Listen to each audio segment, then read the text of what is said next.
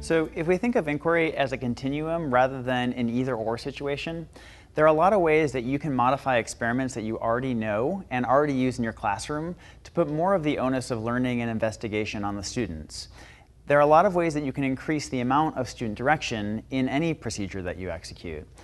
For example, you could try changing the title of the lab to be a question. So instead of the determination of our lab that I showed you earlier, you could easily make it into how does the amount of magnesium reacted with acid change the amount of hydrogen gas produced?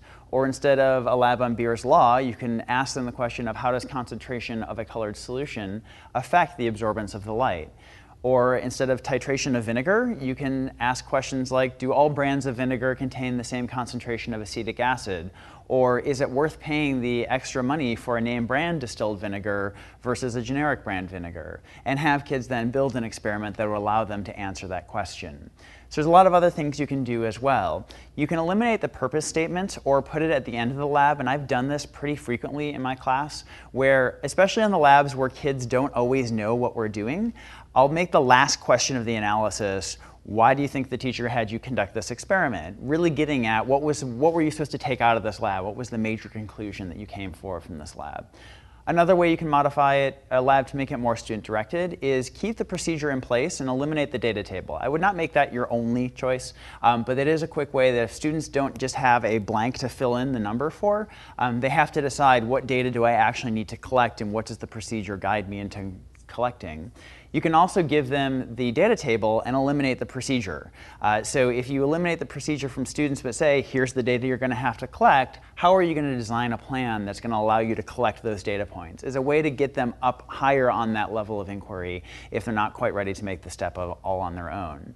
You can also give materials lists to students that have variations in them. So you could give them choice of equipment. So for example, if you're trying to do a lab with high precision, you could have a step that requires measuring 25 milliliters, and you can give them the choice of a small beaker, a 10 milliliter graduated cylinder, a 100 milliliter graduated cylinder, or a syringe, or maybe a burette, or some other volume measuring device, and then tell them the number of significant figures that they have to get by the end of this experiment. And then as part of their pre-lab, they can make a choice and then justify, this is why I'm picking that particular piece of the equipment. So now they're having voice in terms of how am I designing this experiment and why is it important to use this glassware instead of a beaker. You could also add excess items that are not necessary for the laboratory experiment, sort of red herrings that you just throw in, put a hot plate when they don't need to heat anything up, or give them glassware that you maybe don't need to conduct this experiment, like a funnel or something like that. And then they can decide as part of their pre-lab, is this equipment necessary to complete this procedure, or is this not something I have to worry about? You can also, in part of the pre-lab discussion that you do before the lab, just pose the question that you've identified for the lab and then ask kids what data do you need to collect to answer this question, very similarly to what I did with the bleach and food coloring lab. You can also have students brainstorm, and I would do this in a class, probably not individually, but brainstorm what questions you should ask or should be answering in the lab. So just say, we're going to do an experiment related to what we're talking about. What sort of questions could we actually investigate in the laboratory? And something else is the positioning of your lab. Where do you put it? I know when I was in high school, we always had the lab put on at the end. So we did all of the work, did our homework sets, turned them in, and the gap between when we turned in the homework set and when we got it back was our lab day. And so we kind of already knew all the concepts before we ever went back to the lab to do anything with them.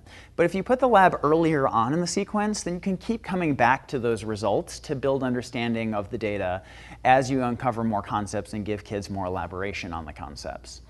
Also at the end of the lab, you can always propose a new challenge to ask students how they would design a new experiment based on the procedure they already have. Can you adapt the procedure you just completed and answer a different question with the knowledge you've built from this lab? Build the transfer piece right into the lab experiment itself.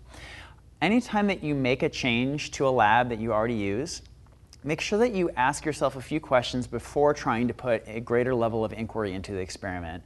So ask yourself, what do I want students to learn from this experiment? You yourself have to be very clear on what the objective is. Do kids need certain prior knowledge, and do they have that prior knowledge before they try to conduct this experiment? Set them up for success. What skills do kids need to conduct this experiment successfully, and have they learned those skills yet? Don't expect kids to learn titration just by looking at a burette. That doesn't work. Do kids have the mathematical skills to process this data into a meaningful result? If you need logs, do they know what logs are? Do they know how to do linear regression yet? How are students going to present the results to the rest of the class? Are they going to present them to me in a lab report? Are they going to do an in-class presentation? Are they going to do an online presentation? Are all groups going to execute the exact same procedure? So you might want to do something like what I did with the bleach and food coloring lab, where kids come up with different procedures and every group actually conducts an entirely different experiment, a different modified variable. If kids are not doing the same procedure, then ask yourself whether you want to devote time in class for each group to share the results with the other students so that they can see the outcome of different variations of the experiment. That sharing piece is really important, and you can do it online or you can do it in other methods where it doesn't have to take up class time, but make sure you give a chance for kids to learn from each other. One thing that I've often done in my class is that if I know kids are doing different experiments, I will often make part of the lab write-up, you have to go to a different group, find out what their lab did, and explain how it was similar and different to yours. And so that way there's some cross-pollination between groups, that kids are learning from each other and it's not all just coming from me all the time. If you've actually thought through all of those questions and you've actually taken active steps to ensure that students have the necessary knowledge and skills before designing a procedure, then your students will be much more likely to have greater success in implementing inquiry labs. I should point out here that you're not likely going to use inquiry for every single lab. And honestly, I'm really not sure that that's the best use of your time or really the most effective use of the time. We have such little time with our students when you think about it, that if you try to do everything through inquiry, you're going to sacrifice a lot of coverage. However, if you do choose to use inquiry, make sure that you're structuring the activity for your students in a way that's going to build them up to be successful. You want to give them every chance to realize success. So if your lab required titration to answer the question, make sure your students have done titrations before that lab.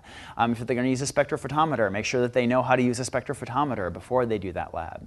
And if you look at the Flynn activities that they've done for the guided inquiry labs that are part of the new AP curriculum, you'll see that all of them have a beginning section where students build skills and familiarity with the instrumentation and the new laboratory technique before they go back and design their own experiments.